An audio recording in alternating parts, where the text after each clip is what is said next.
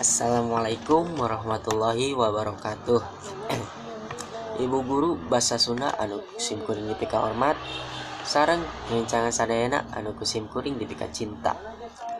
Langkung ti payun hayu urang sadayana panjatkeun puji sinareng syukur ka Allah Subhanahu wa taala. Kulantaran nikmat sareng hidayahna urang tiasa kumpul dina kesempatan ieu.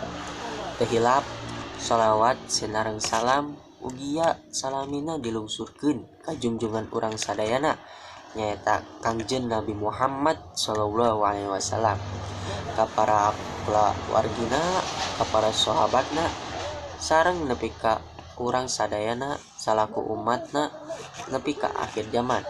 Amin ya rabbal alamin. Dina ieu waktos abdi bade nerangkeun sakumaha pentingna pola hirup sehat kanggo urang sadayana. Janten urang sadayana kedah atawa wajib ngajaga awak sareng lingkungan di sekitar urang. Sangkan urang sadayana tiasa ngajaga awak urang tina sagala panyakit.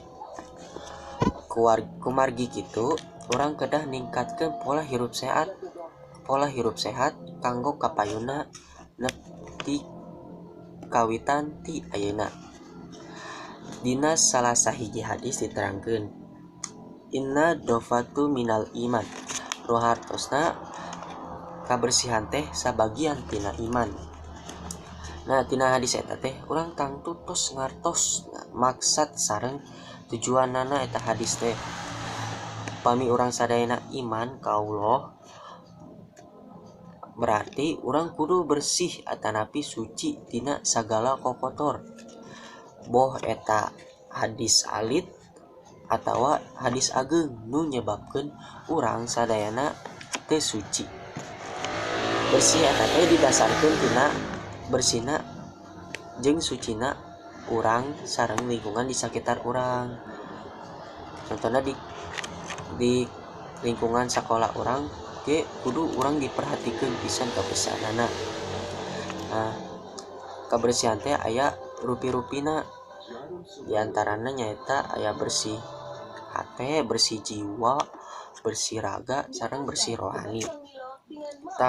Urang teh kudu janten jalmi anu kaasup kana jalma anu bersih sadayana, bersih jiwa, bersih raga, bersih rohani, bersih hate, sagalana kudu bersih.